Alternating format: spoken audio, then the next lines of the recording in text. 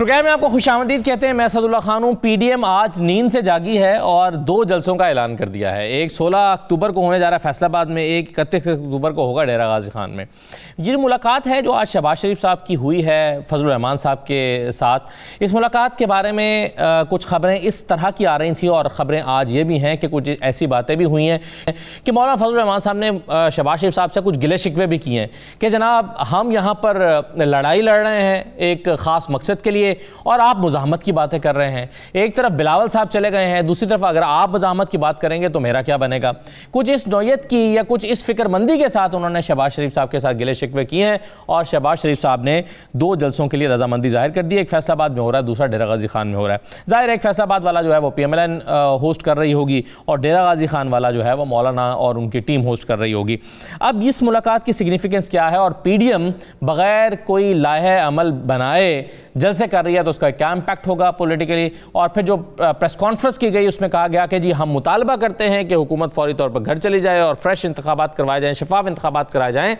क्या शहबाज शरीफ और मौलाना फजलुर रहमान को यकीन है कि जो मुतालबा कर रहे हैं ये पूरा हो सकता है?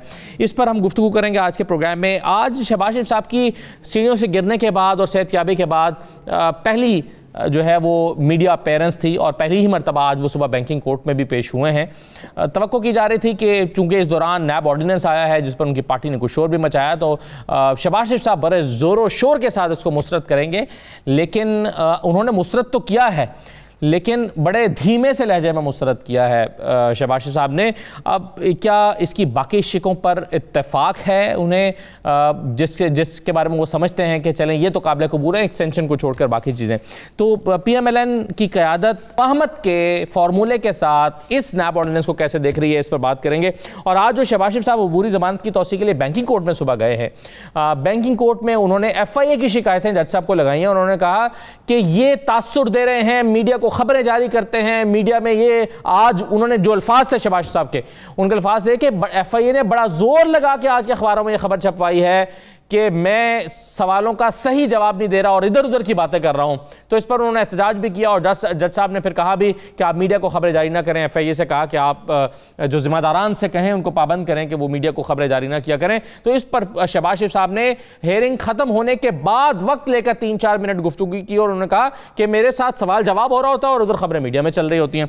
तो ये जो शहबाज शरीफ साहब से 20 सवाल किए गए उसका जवाब FIA को लगता है कि गैर तसल्ली बख्श तरीके से दिया गया है। इस पर भी हम गुफ्तगू करेंगे। मेरे साथ इरशाद भट्टी साहब मौजूद है, बहुत अरसे के बाद मेरे शो में तशरीफ ला रहे हैं। भट्टी साहब बहुत शुक्रिया आपका, आपको खुशामदीद कहते हैं। हफीजुल्लाह न्याज़ साहब मेरे साथ मौजूद हैं, न्याज़ साहब आपका भी शुक्रिया। उवैस तौहीद साहब हमारे साथ मौजूद हैं, उवैस साहब आपका भी खुशामदीद शुक्रिया। इरशाद भट्टी साहब ये ज़रा PDM से शुरू कर लेते हैं। एक क्या अचानक से क्या ख्याल आया 2 जलसे आज फड़काने का ऐलान कर दिया है 16 को और 31 को, ये PDM ने कोई लाहे अमल बनाया है या बस जलसे हो रहे हैं, क्या हो रहा है? पहली बात यह है कि एक और प्रोग्राम जिसमें मुल्क के मसाइल कुछ और हैं और हम अल्हम्दुलिल्लाह कुछ और डिस्कस करेंगे और आवाम किन्हीं और चक्रों में पड़ी हुई है और हमने उनकी कोई और चक्रों में पड़े हुए हैं।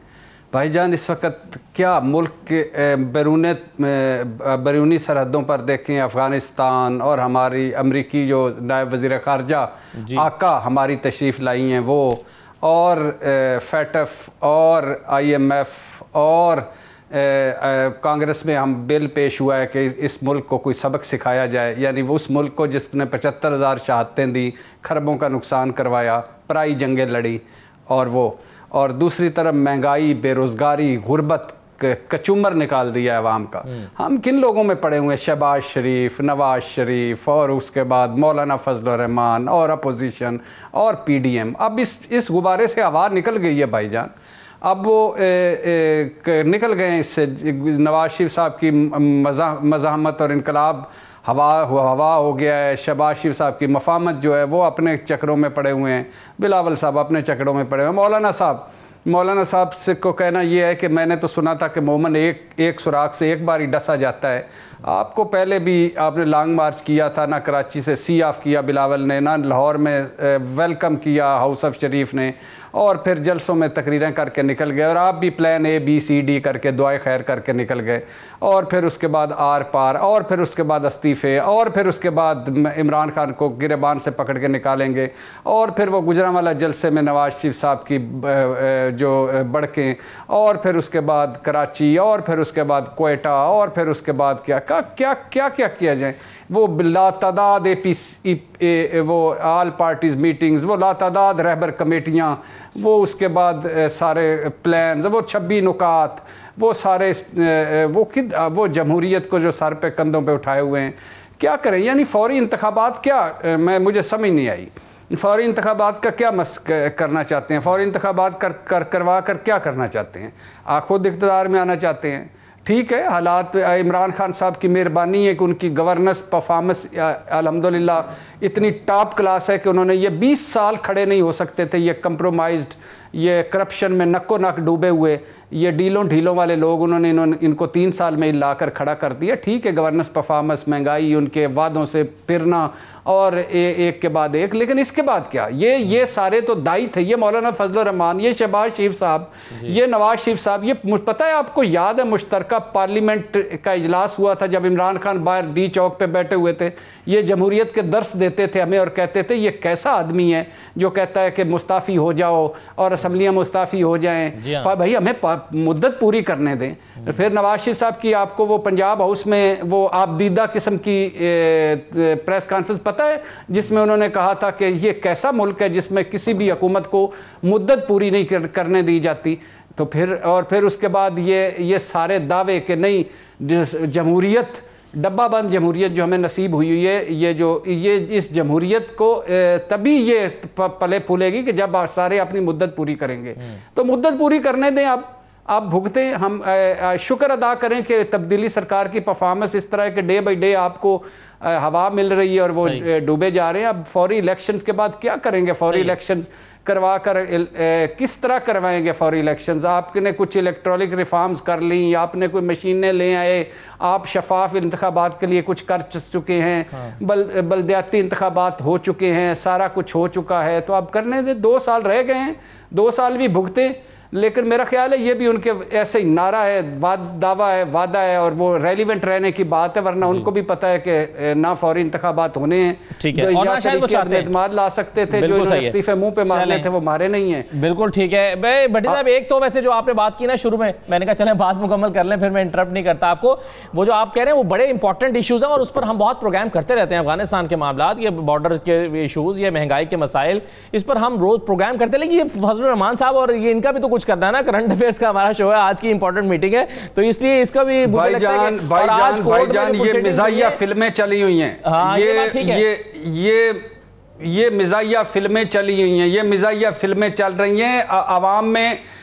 वो जो दूसरी होती है ना फिल्में, वो जो दुखी फिल्में चल रही हैं अवाम के घरों में, और ये मिजाहिया फिल्में चल रही हैं। इनके किसी का कोई भी रेलिवेंट नहीं है। शहबाज शरीफ साहब को क्या गुर्बत का पता, इमरान खान साहब ने कब आखिरी बजट बनाया है अपने घर का, मरियम साहिबा और बिलावल भुट्टो को क्या गुर्बत का पता, न मौलाना साहब के अल्हम्दुलिल्लाह कितने उन्होंने जाके यूटिलिटी स्टोरों से कब चीज़ें खरीदनी है, जुमा बाजारों में जाना है, इन सारों ने कब बिजली के और गैस के बिल देने हैं, इन्होंने कब इनको पता चलना है कि पेंशन के लेने वालों के क्या मसाइल हैं और तनख्वाहों वालों के क्या मसाइल हैं। ये सारे मिजाहिया फिल्में हैं, चलने दें, ये हमारे लोग नहीं है। सही है। अच्छा, मुझे एक बात, जुमला जो आपने कहा कि मोमिन इनकी रोटी, अच्छा या एक जुमला मैं बोलता जाऊं, एक जुमला सिर्फ मैं अली अमीन गंडापुर साहब सुन रहे हो, शायद उनको मैं बताना चाहता हूं कि आज मैंने सुबह जब चाय पी थी तो उसमें से 9 नहीं 18 दाने कम चीनी के डाले थे और आज जब मैं नाश्ता कर रहा था तो मैंने 12 नवाले कम खाए थे। उम्मीद है मेरे मुल्क को कुछ फायदा हुआ होगा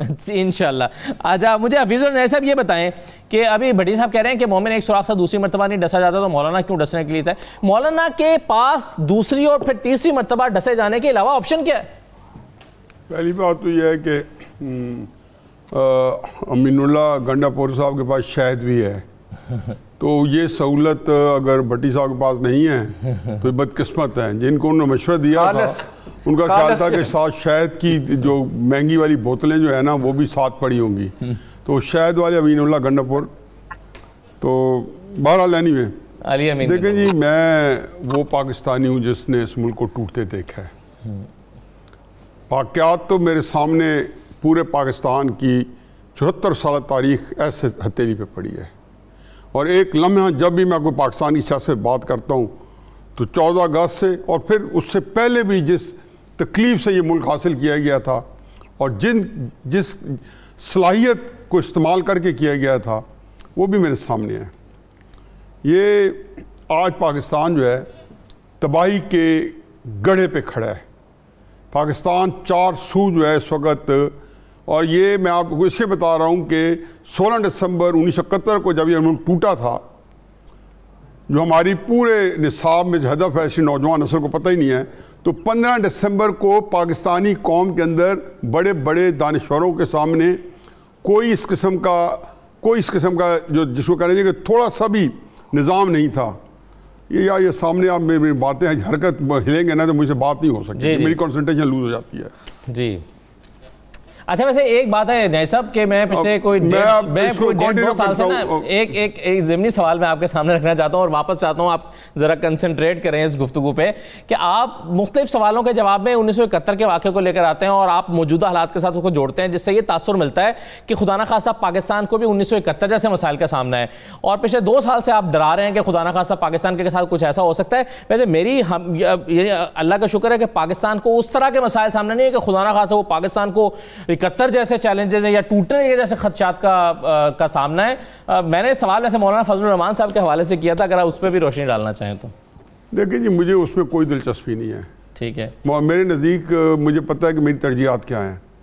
आप एक डिज़ाइनर सूट पहन के निकलते हैं ना, पहले मैं अपनी बात मुकम्मल कर लूँ जी कि इस वक्त जो कुछ है इसका जिम्मेदार इमरान खान नहीं है, और जो कुछ इससे पहले भी होता रहा उसके जिम्मेदार कुछ सियासी हुकूमतें नहीं रही, पहली बात। और इसके बारे में जो है ना मज़ीद तफसील में जाए बगैर, जो इस वक्त मसलन आपने एक डिज़ाइनर सूट पहना हुआ है ना, और आप जब जा रहे होते हैं ना, सड़क क्रॉस कर रहे होते हैं और एक फंक्शन में सामने जाना है या दुल्हा बन के जा रहे हैं, तो आप सोचेंगे कि कोई छींट भी उस पर ना आए, कोई उसके ऊपर खाक भी ना पड़े, आप निकले जाएं।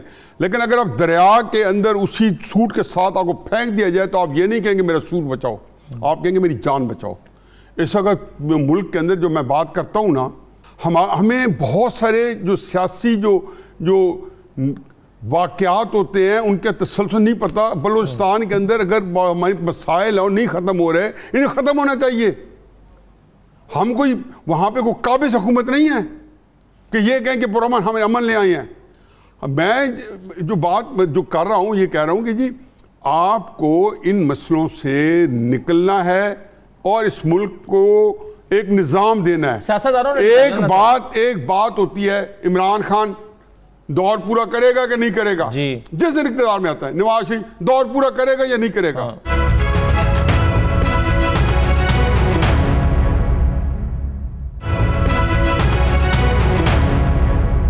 अवैस वही साहब, ये मसाइल बहुत सारे जिनकी तरफ इशारा कर रहे हैं कि बलोचिस्तान के मसाइल हैं, ये वज़ीरिस्तान के मसाइल हैं जी, ये बॉर्डर के मसाइल हैं, ये इतने सारे मसाइल ये हम समझते हैं कि हुकूमत ने भी हल करने हैं और इन संजीदा मसाइल में अपोजिशन ने भी अपना किरदार अदा करना है।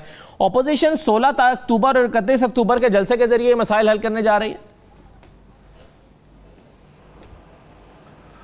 देखिए, मैं समझता हूँ कि पीडीएम तो जाहिर बात है कि बहुत ही अपने वजन में हल्की हो चुकी है, आधे से कम वजन हो चुका है इसका।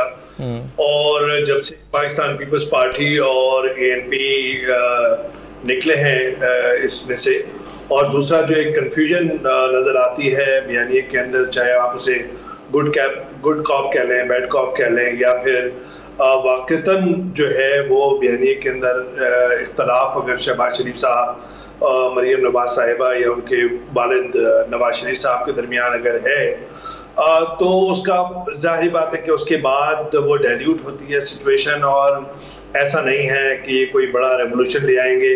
पीडीएम में जो मेरे हिसाब में मीनार पाकिस्तान के अंदर जो एक बड़ी डिसबल परफॉर्मेंस थी जलसे के अंदर, और उसमें मुंतज़मीन की भी काफ़ी गलती थी कि सर्दी के अंदर उन्होंने रात गए तक प्रोग्राम जारी रखा, और वो जो उसमें गिनती पूरी नहीं हुई, पाकिस्तान पीपल्स पार्टी वालों ने भाप लिया कि अब इससे इस गुब्बारे में हवा नहीं है, उन्होंने अपनी राहें अलग कर ली। ये सारी जमातें इस वक्त जो है खास तौर पे पाकिस्तान पीपल्स पार्टी जो है वो एस्टैब्लिशमेंट के साथ एक अंडरस्टैंडिंग वर्किंग रिलेशनशिप रखना चाहती है, अपनी संबंधियां 2023 के इलेक्शन के हवाले से कर रही है, और खुद तहरीक इंसाफ की जो हुकूमत है तभी यही मुझे रवैये लग रहे हैं, जिस तरह नया ऑर्डिनेंस लेकर आ रहे हैं, जिस तरह फ्रेंडली बजट लेकर आए हैं, जिस तरीके से फंडामेंटल जो चेंजेस लाने का वादा किया था वो पूरी नहीं की, ना लोकल बॉडीज के इलेक्शन हुए, ना उनका पुलिस रिफॉर्म्स हुई, तो वो भी अब 2023 के इंतखाबात की तैयारी कर रहे हैं। और ये कैसे मुमकिन है कि आप नैब के चेयरमैन को एक्सटेंशन दे दें? इस पे तो आप अपोजिशन लीडर से बात नहीं कर सकते इमरान खान साहब, लेकिन अगर जो ईसीपी के मेंबर्स की जो तैनाती थी उसमें तो आपने लेटर लिखा था शहबाज शरीफ साहब को, तो ये तजाद क्यों है? तो इंटेंट और ट्रस्ट डेफिसिट इतना है और पॉलिटिकली इतना पोलराइज्ड मुल्क हुआ है, उसके अंदर एक मुनज़्ज़म तौर पे तहरीक क्या चलाएंगे? जाहिर बात है कि बहुत सारे डिफरेंसेस हैं, लेकिन ये जरूर है कि जो न्याजी साहब जिस बात की तरफ इशारा कर रहे थे कि अभी जो ट्रांसफर पोस्टिंग हुई है उसके तनाजुर में इनके ऐलानात को देख लें कि अपने जो रैंक्स एंड फाइल्स हैं उनको ज़रा मोबिलाइज करना चाहते हैं कि क्या फ़र्क पड़ता है। लेकिन मुझे लगता ये है कि ये भी गलत होगा कि अगर हम सारी मुल्क की खराबियां एस्टैब्लिशमेंट की झोली में डाल दें, और ये भी मुनासिब रवैया नहीं होगा हमारी जानिब से अगर हम सारे मुल्क के अंदर जितनी भी प्रॉब्लम्स हुई हैं वो सियासी क़ुव्वतों या सियासी जमातों की तरफ डाल दें। दोनों ही की गलतियां हैं और दोनों ही को ये तस्लीम करना चाहिए और तस्लीम करेंगे, उसके बाद ही आगे एक कोई सिर्फ का तयन होगा। इसी वजह से मैं समझता हूं ये सिर्फ का तयन किए बगैर जलसे हो रहे हैं, ये पीडीएम के जलसे एक जी नेशनल डायलॉग की जो बात है बिल्कुल सही है, नेशनल डायलॉग होना चाहिए और उसमें एस्टैब्लिशमेंट भी होनी चाहिए, जुडिशरी भी होनी चाहिए, उसमें मुकर्रना भी होनी चाहिए, उसमें हमारे लेजिस्लेटर भी होने चाहिए। तो मैं समझता हूँ कि इसमें कोई मजाक नहीं है। अगर इससे मामला कहीं बेहतरी की तरफ जाएंगे तो उससे कोई मजाक नहीं है, लेकिन ये मानना कि पाकिस्तान के अंदर हर चीज बिगड़ गई ऐसा नहीं है। बहुत कुछ सही हुआ है और बहुत कुछ खराब हुआ है। और ये फिजल नहीं साहब आपके तवज्जो के लिए जो वैसे साहब कह रहे हैं सही है, बिल्कुल ठीक है सर। लेकिन भट्टी साहब मुझे एक चीज़ की तरफ मैं और आता हूँ, ज़रा उसको साथ शामिल कर लेते हैं। पिछले 3 महीने से शहबाज शरीफ साहब बैंकिंग कोर्ट से जाके अपनी ज़बूरी ज़मानत पर तौसी ले रहे हैं। आज फिर वो गए और फिर उनको 31 अक्टूबर तक की तौसी मिली है। शहबाज शरीफ साहब की आज जो प्रोसिक्यूशन है FIA की टीम ने अदालत के दायरे इख्तियार को चैलेंज कर दिया है और कहा है कि जनाब ये तो गलत कोर्ट से आके तौसील लेते आ रहे हैं, ये तो एंटी करप्शन की कोर्ट में जाके इनको जमानत लेनी चाहिए, ये बैंकिंग कोर्ट में किधर फिर रहे हैं। तो ये अचानक ख्याल 3 महीने के बाद FIA को आया। हमने प्रोसिक्यूशन टीम से पूछा कि जनाब ये अचानक क्यों ख्याल आ गया आपको, तो उन्होंने कहा कि ये हमें ख्याल किसी भी वक्त आ सकता है, हमारा कानूनी हक है, हम किसी भी वक्त जाके एतराज़ कर सकते हैं। गैर संजीदगी नजर आती है आपको FIA के मामलात में, ये कैसे देखते हैं भाईजान? फिर आपने एक ऐसा दुखता सवाल कर दिया, दिल दुखी कर दिया। यानी आप सोचिए 22 साल जिस इमरान खान साहब को हम जानते हैं, या जिस इमरान खान साहब जो इमरान खान हमारा वज़ीर आज़म है, उसके सबसे बड़े 2 नारे क्या थे? नंबर 1 रिफॉर्म्स, नंबर 2 एहतसाब। रिफॉर्म्स कितनी की? अपना पोस्टर बॉय, अल्लाह उनकी मगफरत करे, नासिर दुरानी साहब, उनको पंजाब से ऐसे निकाला कि चाय का कप ना पूछा और फिर चिरागों में रोशनी ना रही। और एहतसाब एक आर्डिनेंस लाकर उन्होंने एहतसाब को का जनाजा पढ़ा दिया, दफनाना बाकी है। अब क्या आप FIA की बात करते हैं? अब क्या आप नैब की बात करते हैं? अब क्या आप किसी एहतसाब की बात करते हैं? ये जोकीला एहतसाब जो पहले हो रहा है या जो हो रहा है, अब इसमें से क्या आप निकालते हैं? शहबाज शरीफ साहब से क्या निकलेगा और बाकियों से क्या निकलेगा? और बाकी शहबाज शरीफ साहब जो अब पहले नैब में पेश हो चुके हैं, वो जो 32 जाली कंपनियां थी, वो जो 2008 से 2016 के दरमियान एक गुड नेचर कंपनी में मुबैना तौर पर 7 अरब की हेर फेर थी, वो हरे रंग की बुलेट प्रूफ लैंड क्रूज़र जो 55 KH मॉडल टाउन से 91 F मॉडल टाउन पैसे ले जाती थी, वो हमजा शहबाज साहब का जो टाउन का प्लाट, वो शहबाज शरीफ साहब का अपना वो तमीना दुल्ताना साहब दुरानी साहिबा को वो जो 2 काटी लेके देना, वो नैब के उनके 16 सवाल जिनका कोई जवाब नहीं, 44 सवाल जिनके कोई जवाब नहीं, 20 सवाल जिनके कोई जवाब नहीं, वो मुश्ताक चीनी जो वादा माफ गवाह था, वो हमजा से वालिद का सवाल तो वालिद से पूछें। यानी शहबाज शरीफ साहब ने कहा कि आप से पूछा कि आप अपने बच्चों के बारे में, कहा मैं नहीं जानता, अहले खाना के बारे में मैं नहीं जानता, मुलाजमीन के बारे में मैं नहीं जानता। वो 10 सालों से जब शहबाज शरीफ साहब वजीर आला थे, इनके असासों में 70 गुना इजाफा, कोई कारोबार नहीं उनका था, कोई तनख्वाह नहीं लेते थे और वसारी टीटियाँ थी। वो सलमान शहबाज के असासों में 8000 गुना इजाफा, वो हमजा शहबाज साहब के असासों में 3000 गुना इजाफा।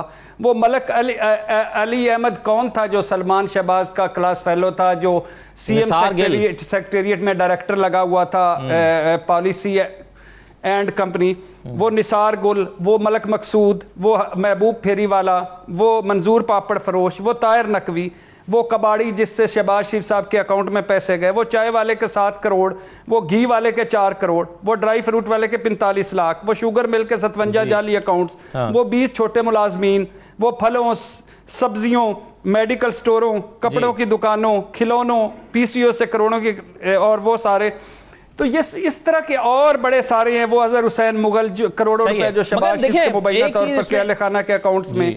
भट्टी साहब जो सारी तफसीलात आप बता रहे हैं ना, ये डिग आउट नैब ने ही की हैं। अब मैं ये जाती तौर पर वैसे समझता हूं कि नैब की कारकर्दगी इस केस को लेकर जो उसका प्रोब करना उसका काम था, उसमें कोई कसर बाकी नहीं रही। अब अगर इस पर एग्जीक्यूशन नहीं हो रही या केस अपने मंतकी अंजाम को तो नहीं पहुंचता, तो उसमें एक बहुत बड़ी रुकावट जो है वो हमारे अदालती निज़ाम का एक स्ट्रक्चर जो है वो भी है। और अब आपके लिए हैरत की बात यह होगी कि नुसरत शहबाज पर अब चार्ज फ्रेम होने के बाद वो जो 13 गवाह अभी तक कलमबंद हुए ना, वो दोबारा से होंगे, यानी केस 2.5 साल पीछे वापस चला जाएगा। और ये जाहिर है हमारा अदालती निजाम है जिसकी वजह से हो रहा है। भाटी साहब भाईजान, ये इसमें कोई शक नहीं, ये पूरा निजाम बोसीदा है, नाकारा है, बदबूदार है, जिसमें सब कुछ शामिल है। आप किसी मुल्क में कभी होता है, यानी इस पे तो हम तीनों का, मेरा और काबिल एहतराम अवैस तौहीद साहब, आपका और काबिल एहतराम न्याजी साहब, हम सारों का है कि फौज को मार्शल लॉ नहीं लगाने चाहिए। इस पर भी है कि फौज को सियासत में मुदाखलत नहीं करनी चाहिए। लेकिन क्या हमारे सियासतदान जिन्होंने ये जो आते हैं, क्या ये इस काबिल हैं, किसी असूल पर, किसी मंतक पर, किसी इखलाकियात पर खड़े हैं? क्या इनमें से कोई एक भी जमहूरी है? कोई एक मुझे बता दें। जो मर गए हैं, जो फौत हो गए हैं, उनको छोड़ दें। जो जिंदा है मैं उनकी बात कर रहा हूं। कोई एक जमहूरी है जो असूल पर हो, मंतक पर हो और जमहूरियत पर खड़ा हो, या ज़हनी तौर पर जमहूरियत पसंद हो? 2 एनके, मैं अक्सर बताता हूं, 2 एनके गिफ्ट डिक्लेयर नहीं किया कनाडा के वजीर आजम ने, $100 जुर्माना उसने भरा। स्लोवेनिया के सियासतदान ने सैंडविच चोरी नहीं किया था, उनसे जो जहां से वो कैफेटेरिया से सैंडविच लेके चला गया, वापस आके पैसे देने की कोशिश की तो उन्होंने कहा आपने चोरी किया है, रुकनीयत से निकल गया, रुकनीयत चली गई। एक सरकारी ठेका अपने दोस्त को देने पर इसराइल के वजीर, हमारा दुश्मन है, उसके वजीर आजम पर तहकीक। कारोबारी शख्सियात से तोहफे लेने पर एक और इसराइली वजीर आजम पर मुकदमे चल रहे हैं। इंतखाबात में ज्यादा खर्चा करने पर साबिक फ्रांसीसी सदर सरकोजी को 1 साल सजा बिल्कुल सही अगले दिन हुई है। सरकारी खर्च पर नाश्ता करने पर, सरकारी, ये सुनिएगा, सरकारी खर्च पर सिर्फ नाश्ता किया फिनलैंड की वजीर आजम ने, और उसके खिलाफ तहकीकात हैं। सवाबदीद से ज्यादा फंड अपने हल्के में खर्चने पर बरतानवी पार्लियामेंटेरियन की रुकनीयत चली गई। अपना बच्चा प्राइवेट स्कूल में दाखिल कराने पर बरतानवी वजीर मुस्ताफी हो गए। ये कहां की मिसालें हैं? ये जमहूरियत होती है। हमें तो वो जमहूरियत मिली है जो 5% को अंडे बच्चे देती है, जो इलीट कैप्चर है। और अब ये नैब को छोड़ दें अल्लाह के नाम पे, ये जोकीलेत साहब को, इमरान खान साहब ने नैब का जनाजा पढ़ा दिया। इमरान खान साहब ने क्यों पढ़ाया? क्योंकि अब जो माफियाज उनके बैठे हुए हैं, बीआरटी वाले, चीनी वाले, और वो जो आटा वाले और पेट्रोल वाले, उनको बचाने के लिए उन्होंने सारा कर दिया। बिल्कुल सही है, इसमें गुफ्तगू आते हैं। लेकिन वो सवाल जो शहबाज शरीफ साहब FIA के सवालों के जवाब में कह रहे हैं कि मेरी बतौर ऑपोजिशन लीडर आवाज दबाने के लिए मुझसे ये सवाल किए जा रहे हैं, साहब इस पर क्या राय देते हैं? एक ब्रेक के बाद वापस आते हैं जनाब।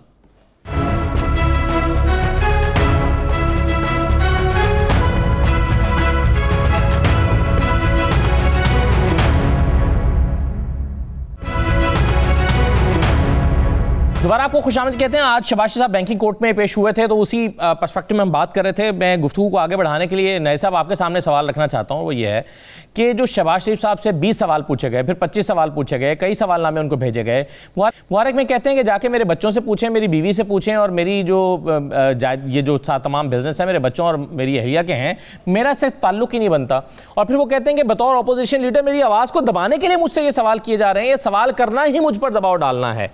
आप शहबाज शरीफ साहब का मौक़िफ़ दुरुस्त समझते हैं? वो जो इल्ज़ामात हैं कि टीटीज़ आई और उनकी बीवी के नाम पर आई, जिनका कोई एसेट्स नहीं थे, जिनका कोई कारोबार नहीं था, 137 मिलियन की टीटीज़ कहाँ से आ गई? तो डिपेंडेंट नहीं थी वो शहबाज शरीफ साहब के?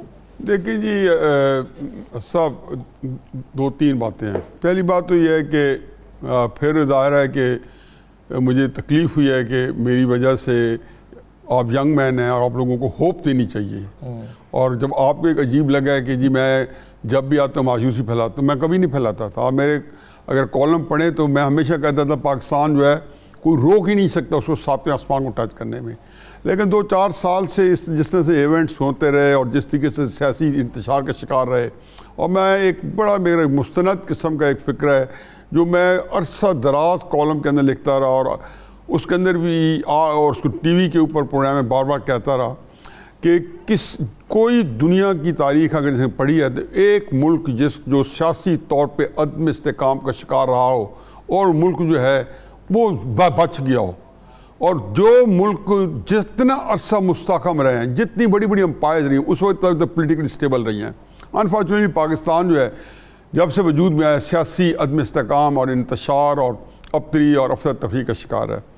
दूसरी बात यह है कि जी मुझे बिल्कुल नहीं पता, मैं जो है ना इमरान खान के केस में, ना शहबाज शरीफ साहब के केस में, ना परवेज़ खट्टर के केस में ना जज बनना चाहता हूँ, ना जूरी बनना चाहता हूँ, ना मैं डिसीजन करना चाहता हूँ।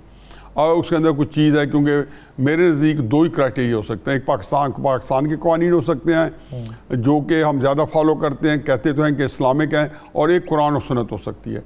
उसके क्राइटेरिया के ऊपर परखे बगैर किसी को आप मुजरिम नहीं ठहरा सकते। उनके अंदर बिल्कुल वाज़ेह तरीके से है कि आप उनको ठहरा सकते हैं, नहीं ठहरा सकते।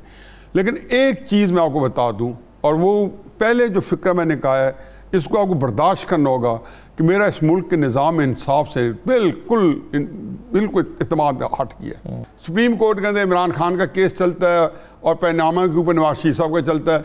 दोनों के अंदर जो कानून के तालिब इल्म आप जो जानते हैं कि दोनों के अंदर डिफरेंट क्राइटेरिया जो है इस्तेमाल किया गया। वो कहता है लॉ ऑफ इक्विटेबल जस्टिस जो है वो इस्तेमाल नहीं की गई।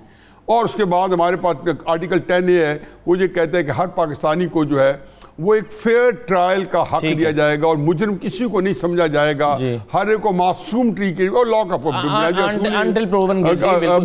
असूल भी है। तो ये शहबाज शरीफ पर भी इस तरह कमेंट कर देना सर, आज वाला केस जो है मैं ये बता रहा हूँ। देखिए ना, मुझे ये बिल्कुल नहीं पता। मुझे ये पता है कि इस हुकूमत के पास जब JIT बनी थी तो उसमें पता ये चला था कि सारे इदारे जो हैं अल्लाह के फजल करम से अपनी पूरी सलाहियतों के साथ, पूरे वसाइल के साथ, चाहे वो ISI था, चाहे IB था, चाहे स्टेट बैंक था, चाहे FIA था, चाहे सारे अब इस हुकूमत के डिस्पोजल पे, और ये सारे इस्तेमाल हुए और हो रहे हैं।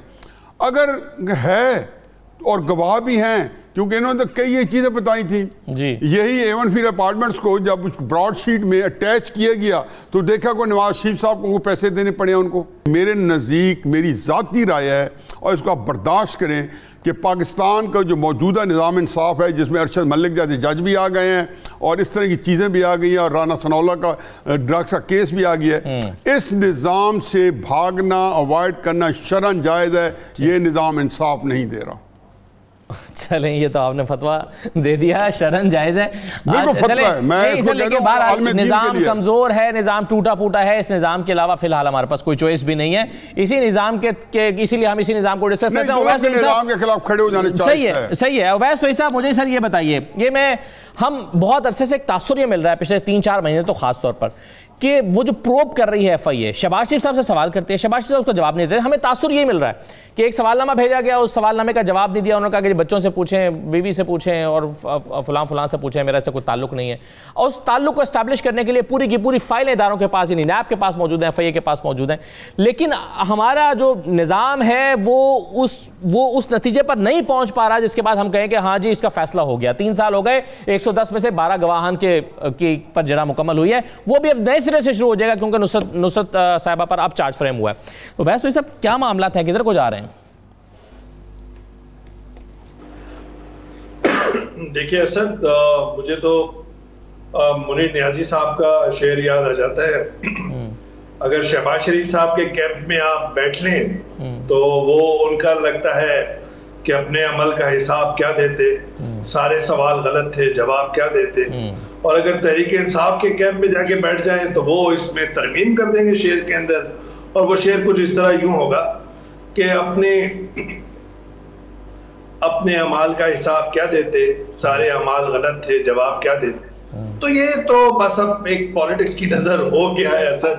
तो एक इतनी पोलराइज एनवायरनमेंट हो गई है, और ये बात न्याजी साहब की बात से मैं जाहिर बात है कि फतवा तो मैं नहीं कहूंगा, लेकिन जो ये वो बात कर रहे थे, जो उसकी स्पिरिट है, वो ये बात तो तय है असद कि इस मुल्क के अंदर एहतसाब का जो मैकेनिज्म है, निज़ाम है, वो किसी ताकतवर को इंसाफ के कटहरे में या कटहरे में ला के इंसाफ दिलाने के क्या ना मुतामिल हो सकता है ना काबिल है। इतनी ज्यादा फ्लॉज हैं, इतना।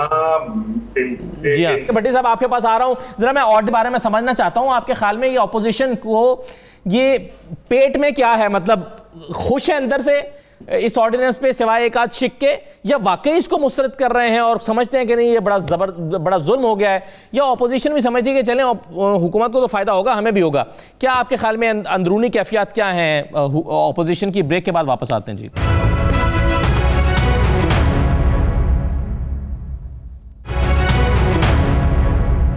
दोबारा खुशामदीद। भट्टी साहब, आज लग रहा था कि शहबाज शरीफ साहब आएंगे, मीडिया के सामने पहली अपीयरेंस दे रहे हैं सेहतयाबी के बाद, वो गिर गए थे, तो आकर बड़े जोर शोर से मुस्तरद करेंगे, भाई ये जो ऑर्डिनेंस है ये बड़ा जुल्म है, ये तो NRO है जो अपनी हुक्म दे रहे हैं और हम इसको टोटली मुस्तरद करते हैं। हल्के फुल्के अल्फाज में तो उन्होंने कहा है, और ख़बर ये भी आ रही है कि शायद वो उसकी कुछ शिकों को चैलेंज भी करें और वो शिकें एक्सटेंशन से मुतल्लिक ही हो सकती हैं।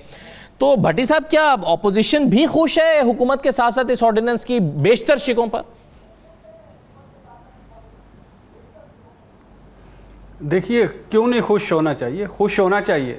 उसकी वजह यह है कि नवाज शरीफ साहब से पहले अपोजिशन के मिसाक जमहूरियत में क्या था, नैब ख़त्म करना।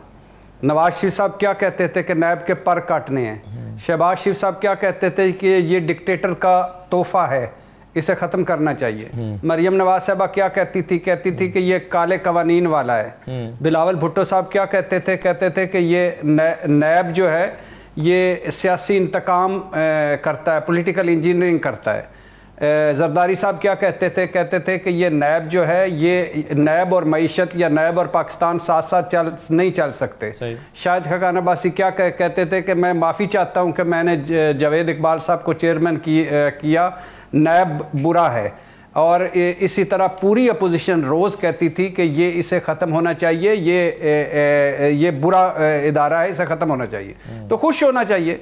इमरान खान साहब ने तो उनका काम किया, अपोजिशन का काम किया है। वैसे मैं अक्सर सोचता हूँ, अगर इमरान खान साहब अपोजिशन में होते, नून लीग की या पीपल्स पार्टी की हुकूमत होती और वो लाती ये ऑर्डिनेंस, तो आज इमरान खान साहब ने पूरे मुल्क में आग लगा देनी थी कि ये क्या कर दिया। आपको याद होगा इमरान खान साहब का एक बयान कि जब पीपल्स पार्टी कोई ऑर्डिनेंस लाना चाह रही थी नैब में, तो इमरान खान साहब ने कहा ऑर्डिनेंस ना लाओ, वजीर आजम बदलो, मेरे पास नैब होता, तीन महीने नैब मुझे दे दो, सारे करप्ट्स को मैं अंदर कर दूंगा। आज उसी इमरान खान साहब ने ये एक शेमफुल ऑर्डिनेंस लाकर तबाही फेर दी, इस एहतसाब को मजीद जोकीला बना दिया। यानी हमारी अदालतें, अब मैं अक्सर कहता हूँ, वो मुल्क जहाँ की अदालतें धनिया चोर, एक गरीब आदमी मुझ जैसा धनिया चोर जो होते हैं, हमारे जो गरीबों में से होते हैं, साल जेल, जो मुर्गी चोर सुप्रीम कोर्ट में उसकी ज़मानत कैंसिल हो जाए, और इसके अलावा जो बाकी सारे वो एहतराम रमज़ान ऑर्डिनेंस में एक फंसा 9 लखा का पान फरोश, 5-6 दिन उससे जेल हुई, 6 साल वो जेल में रहा, हवालात में रहा। लेकिन दूसरी तरफ क्या है कि 50 रुपए के स्टाम्प पेपर पर नवाज शरीफ साहब लंदन में बैठे हुए हैं और गारंटर हैं भाई, और उनको पहले भी 8 हफ्ते का तिब्बी रिलीफ मिला। शहबाज शरीफ पेश ना भी हों, जमानती मुचलके ना भी जमा करवाएं, जमानत में तोसी हो जाती है। हमजा शहबाज को छुट्टी वाले दिन घर में बेसमेंट में इंसाफ मिल जाता है।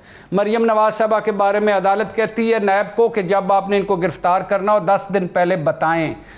इसी तरह प्रोडक्शन आर्डर्स पे आर्डर, इसी तरह घर उनकी सब जेलें करार होती हैं। सराज दुरानी साहब हैं स्पीकर सिंध असेंबली, उन पे इल्जामात सही हैं या गलत ये प्रूव होना, हो सकता है गलत हों, लेकिन उन पे वो नैब के मुल्ज़म है और पूरा हाउस चला रहे हैं, स्पीकर की कुर्सी पर बैठते हैं।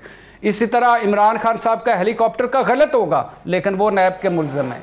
इसी तरह शहबाज शरीफ साहब नैब के मुल्ज़म है। इसी तरह सारे 80% यानी ये आप ये जो स्कैंडल ये और वो, इनको नहीं, इनके लिए ये अदालतें, ये निज़ाम बड़ा सूट करता है। ये जो सारा ऑर्डिनेंस, इस ऑर्डिनेंस के आने से पहले भी कुछ नहीं था, इस ऑर्डिनेंस ने तो मजीद दफना दिया, सारा कुछ कर दिया। तो बात बुनियादी तौर पर यह है, देखिए ये ज़्यादा देर नहीं चलेगा भाईजान। ये कितनी देर आप चला लेंगे, कितनी देर हम गरीबों को, आपको याद है कि कुछ, या आपको पता है कुछ कि कितने इस वक्त जेल में कैदी हैं जो आम कैदी हैं? जी हाँ। कितने लोग हैं? वो सरगोदे की रानी जो 19 साल जेल में रही और एंड पर अदालत को उससे माजरत करना पड़ी कि आप गलत मुकदमे में, उसके 19 साल कौन लाएगा? की 2 साल से फर्द जुर्म आयद नहीं हुई। कितने हैं जो जी फर्द जुर्मी आयद नहीं हुई। अवैस तो साहब सर राना सनाउल्लाह साहब का जी, मैं कह रहा हूँ राना सनाउल्लाह साहब का, मेरा ये मानना है कि उनका जो हीरोइन वाला और वो चर्च वाला, मैं नहीं मानता कि वो सही केस होगा। वो सर सही हो या ना हो, वो गलत साबित करने के लिए भी फर्द जुर्म आयद होनी चाहिए ना। फर्द जुर्मी आयद नहीं हो रही, 2.5 साल हो गए हैं, 2 साल हो गए। अवैस साहब सर ये ऑर्डिनेंस नहीं भाईजान, 6 आखिरी बात 6 रेफरेंसेस है जरदारी साहब के खिलाफ। अगले दिन वो कामरान खान बता रहे थे 6, और एक साल में 1 सिर्फ उन्होंने पर्सनल उनकी पेशी हुई है जी। तो ये हमें सहूलतें हैं, ये हम आदमी को सहूलतें हैं, राइट जी। हमें तो वो जानवरों वाली बंद प्रिजन वैन और वो बख्शी खाने, वो हवालातों में 76, थानों में 76, हर जगह 76, हमें तो वो है कि जो पूछते बाद में है, हाथ बाद में पकड़ते हैं गालियां और 76 पहले पढ़ते हैं जी। वैसे पूछते हैं कि जनाब अली आपका कौन सा दिन फ्री है? अभी आप जिस पेशी पर गए थे, मैं आपका वीलॉग ही सुन रहा था, तो उसमें अदालत का जज पूछ रहा था कि आपके पास कौन सा दिन फ्री है। तो ये हमें सहूलतें हैं। शहबाज साहब ने कहा था कि मुझे 3 हफ्ते की तारीख दे दें और 3 हफ्ते की तारीख उनको मिल गई। ये तो चलें अच्छी बात है, उनका जो है वो उनकी मसरूफियात के हिसाब से टाइम रख दिया गया। वैसे साहब ये ऑर्डिनेंस पे ज़रा कमेंट कर देना कि अपोजिशन और हुकूमत दोनों का एक तरह से गैर एलानिया इत्तफाक ही है इस पर। नहीं ऐसा देखिए, ये तो आप एक सियासी इंतशार के माहौल में आप मुल्क को ऑर्डिनेंसेस के जरिए चलाना चाहते हैं, तो ये तो बिल्कुल गलत तरीका है। सिर्फ इस ऑर्डिनेंस की बात नहीं करें, हर 1-2 महीने के बाद आप ऑर्डिनेंस ले आते हैं, चाहे वो काजी फाइज़ साहब का हो, चाहे वो के खिलाफ हो, चाहे वो ECP के अरकान की तैनाती के मामले में हो। आप एक सीरीज है और फिर आपकी तौजी ये है कि जी आप अपोजिशन आपके साथ बैठती नहीं है। भाई आपकी जिम्मेदारी है कि आप अपोजिशन को बिठाएं। आप तो कहते हैं सारे चोर हैं, सारे लुटेरे हैं, डाकू, इस तरह आप करेंगे। देखिए हर ऑर्डिनेंस की जो मुद्दत होती है वो 60 दिन की होती है और 60 दिन के बाद उसको पार्लियामेंट में लेके जाना होता है मजीद 30 दिन की तौसी के लिए। अब उस पर अगर हुकूमत की मनमानी करे कि नहीं भाई ज्वाइंट पार्लियामेंट सेशन के जरिए हम करा लेंगे और एक सेनेट और उसके जब बैठेंगे सारे लोग तो हम उसमें अक्सरियत हासिल करें, इस तरीके से नहीं हो सकता। ये सियासी अदम इस्तेहकाम की तरफ ले जा रहा है, इसमें कोई इस्लाहत नहीं हो रही, इसमें कानून साजी का फुकदान है। और फिर जो मगरबी सरहद के ऊपर जो बहरान खड़ा है अफगानिस्तान के अंदर और जो आपके ऑलरेडी टेंशन इस वक्त बिल्डअप हो रही है वाशिंगटन के साथ, अमेरिका के साथ, उसको सियासी कुव्वतों को बैठ के ठीक है। राइट सर, बहुत शुक्रिया हफीजुल नई साहब, अवैस इरशाद भट्टी साहब, बहुत शुक्रिया प्रोग्राम में शिरकत करने के लिए। इजाज़त दीजिए, अल्लाह हाफिज़।